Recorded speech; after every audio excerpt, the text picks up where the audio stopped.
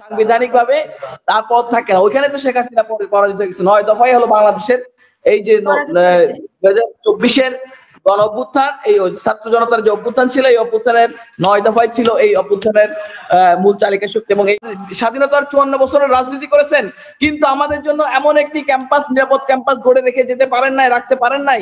এখন নিরাপদ ক্যাম্পাস আছে নাকি? আমি, আমার ভাই, আমার সব জায়গায় তো আপনারা দখল করছেন। তাকে কেন ছাত্রলীগ করতে হবে? আপনি বলেন।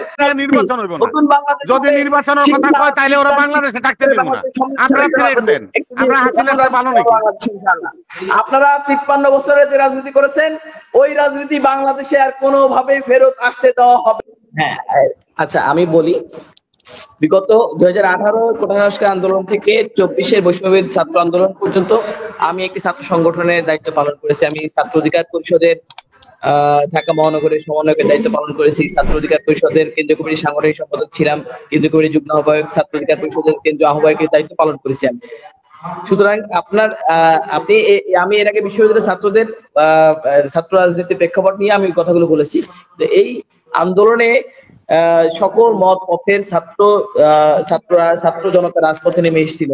কিন্তু এই আমরা যারা রাজপথে নেমে এসেছি, আমাদের প্রত্যেকের মানে ধরেন লিডার ছিল এই বৈষম্যবিরোধী ছাত্র আন্দোলনের সমন্বয়করা। আমি ছাত্র অধিকার পরিষদের দায়িত্ব ছিলাম, নাসির ভাই রাকিব ভাই ছাত্র দলের দায়িত্বে ছিলেন, ছাত্র শিবিরের দায়িত্ব ছিলেন মঞ্জুরুল ভাই, অনেকেই সকল ছাত্র সংগঠনের নেতৃবৃন্দ আমরা রাজপথে নেমে এসেছি। এটাই বাস্তবতা, এটাই সত্য কথা। কিন্তু আমরা কাদেরকে নেতা মেনে এই আন্দোলনের নেতৃত্বে আমরা এই আন্দোলনে যুক্ত হয়েছিলাম? আমরা এই সার্জিস, হাসনাত, আসিফ মাহমুদ, নাহিদ ইসলাম এদেরকে নেতা মেনেই আমরা এই আন্দোলনে যুক্ত হয়েছিলাম। এটাই মানে সত্য কথা, এটাই চূড়ান্ত। এবং তাদের প্রত্যেকটি কর্মসূচি ঘোষণাকে কেন্দ্র করে আমরা সেই কর্মসূচি বাস্তবায়ন করেছি, এটাও সত্য। এবং বিশ্ববিদ্যালয়ের শিক্ষার্থীরা হলে এবং ঢাকা বিশ্ববিদ্যালয় থেকে প্রথম ছাত্রলীগকে হল ছাড়া করেছে এই ছাত্ররা। এই সার্জিস, হাসনাত বা আসিফ মাহমুদ, নাহিদ ইসলাম এদের নেতৃত্বে, আক্তারদের নেতৃত্বেই ছাত্রলীগকে ঢাকা বিশ্ববিদ্যালয় হল ছাড়া করার পরে ছাত্রলীগের মেরুদণ্ড ভেঙে দেওয়া হয়। সেখানেই ছাত্রলীগের সাংগঠনিক যে স্ট্রাকচার সেটাকে সেখানেই ধ্বংস করে দেওয়া হয়। এবং তার পরবর্তীতে ছাত্রলীগ যখন সাংগঠনিক ভাবে দুর্বল হয়ে পড়ে, আমাদেরকে এই আন্দোলনকে সামনে এগিয়ে নেওয়া যায় আমাদের জন্য সহজ হয়। এবং এর পরিপ্রেক্ষিতে সকল ছাত্র জনতা এই আন্দোলনে মাঠে নেমে আসে এবং এদেরকে নেতা মেনেই আমরা এসেছি। এবং এদের ঘোষণা, এবং আপনি খেয়াল করে দেখবেন যে এই আন্দোলন চলাকালীন ছাত্রলীগের হাজার হাজার স্টুডেন্ট যারা কোনোভাবেই হলে টিকে থাকার জন্য একটা উপসম্পাদকীয় পদ, একটা সদস্য পদ, উপমানবাধিকার সম্পাদক, উপ আপ্যায়ন সম্পাদক, এরকম সহ সম্পাদক নামে একটা পোস্ট কোনোভাবে হলে টিকে থাকার জন্য ওই শুধু উত্তর অঞ্চল থেকে এসছে, কেউ দক্ষিণ অঞ্চল থেকে এসছে, ঢাকা শহরে টিকে থাকতে হবে, বিশ্ববিদ্যালয়ে পড়তেই হবে। কিন্তু এই ছাত্রলীগের যারা সন্ত্রাসী ছিল তাদেরকে হল ছাড়া করেছে, এটা আপনাকে অস্বীকার করার কোনো সুযোগ নেই। 9 দফা ঘোষণা করলো কি? আপনি কাউকে ডিবি হেফাজতে নিয়ে দিতে হবেন? 5 দিন পরে আমি আওয়ামী শাসন আমলের ডিবি অফিসে বসিয়ে একটা বিবৃতি আমি পাঠ করে শোনাবো, সেটাকে আপনি কোট করবেন? নাকি যারা বাইরে যে বিপ্লবীরা আছে, ওদের 5 জনের কথা বলছি না, মানে ওদের 5 জন কি 6 জনের কথা বলছি না, বাইরে থেকেও তো অনেকে স্টপ হয়ে গেছিল, সেটার কথা বলছিলাম। না আন্দোলনকারীদের মধ্যে যারা মূল সমন্বয়কের দায়িত্ব পালন করেছে, আব্দুল হান্নান মাসুদের আপনি তার যে সংবাদ সম্মেলন করেছিল উত্তরাতে, আপনি সেটাকে কেন কোট করবেন না? যে আব্দুল কাদের এই আন্দোলনের একজন সমন্বয়ক ছিল, সে যে 9 দফা ঘোষণা করেছে সেটাকে আপনি কেন কোট করবেন না? এই 9 দফার ভিত্তিতে সাধারণ মানুষ যে রাজপথে নেমে আসে, আব্দুল কাদের কই? এখন আব্দুল কাদের কই? নতুন রাজনৈতিক বন্দোবস্তের জন্য মূল প্রথম ভিত্তিতে সূচনা করে। এবং 9 দফার মধ্যে আব্দুল কাদের কোথায়? নেতা তো আপনারা হলেন। শেখ হাসিনাকে ক্ষমা চাইতে হবে, শেখ হাসিনা ক্ষমা চাওয়ার মাধ্যমে তো তার পথ চলে যায়। সাংবিধানিক ভাবে তার পথ থাকে না, ওইখানে তো শেখ হাসিনা পরাজিত হয়ে গেছে। 9 দফাই হলো বাংলাদেশের এই যে 2024-এর গণ অভ্যুত্থান, এই ছাত্র জনতার যে অভ্যুত্থান ছিল, এই অভ্যুত্থানের 9 দফায় ছিল এই অভ্যুত্থানের মূল চালিকা শক্তি। এবং এই 9 দফাকে কেন্দ্র করে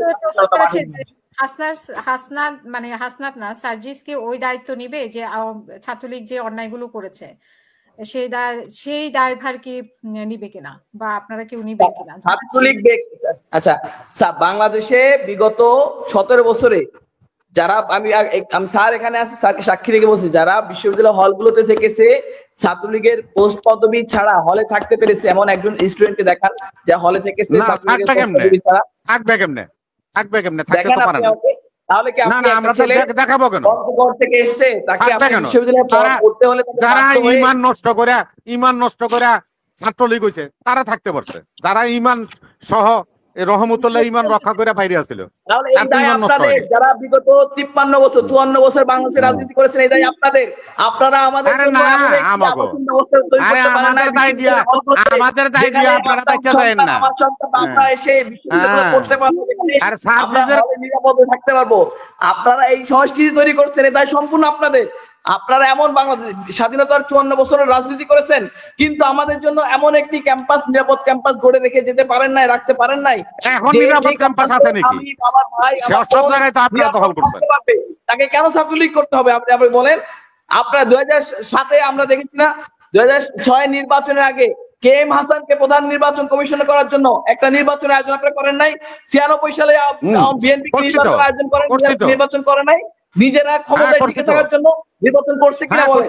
যদি সেটা নিজেদের ক্ষমতা কুক্ষিগত করে রাখার জন্য বিএনপি আপনার মতো জামাতটা গোপাল বাংলাদেশের শিক্ষা প্রতিষ্ঠানগুলো থেকে নির্বিঘ্নে যে হলে আবাসন ব্যবস্থাটার প্রথম যে বাধা সৃষ্টি করা হয়েছে সেটা আপনাদের দ্বারাই হয়েছে।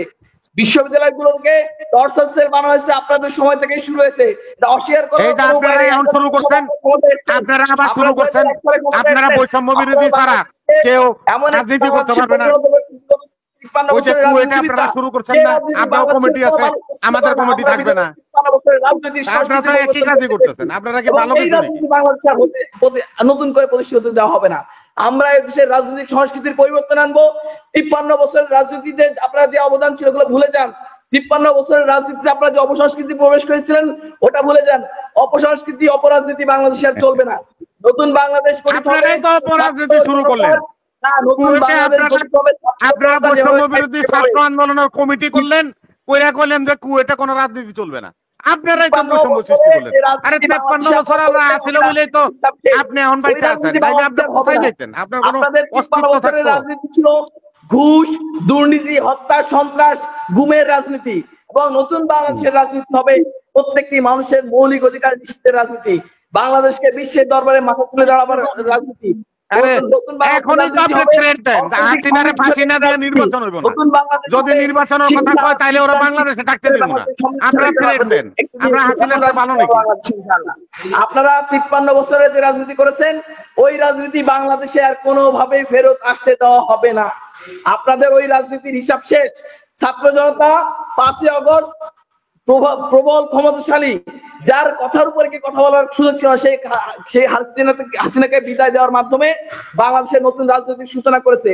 এবং এই রাজনীতিতে 53 বছরের রাজনীতির যে অপরাজনীতি ছিল, অপসংস্কৃতি ছিল, ওইখানেই শেষ হয়ে গেছে। ওই রাজনৈতিক আলাপ আর আমরা শুনতে চাই না। ওই রাজনৈতিক আলাপটা আমাদের কাছে আর আপনারা করবেন না আশা করি। আপনি নিজেই তো স্বৈরাচার। আপনি তো কইতাছেন যে নির্বাচন নিয়ে যে কথা কইব তারে দেখাই দিব। তো আপনি নিজেই তো হাসিনা, আপনি নিজেই স্বৈরাচার। আপনি কি সংস্কার করবেন? কোন সংস্কার নাই। আপনারা ওই চেয়ারে বসার জন্য, ক্ষমতা থাকার জন্য আপনারা কিছু বুদ্ধি ফিকির করতেছেন, এছাড়া আর কিছু শেষ করছেন। আপনার কোনো ভাই মরছে, আপনার কোনো ছেলে মরছে, তাদের মরছে, তারা কি দলের নেতা হয়েছে? আগে বিচার, তারপরে নির্বাচন। বিচার আগে হতে হবে। আপনারা করেন। মোল্ল আমার ভাই, আপনারা উপদেষ্টা, আপনারা আবার একটা দল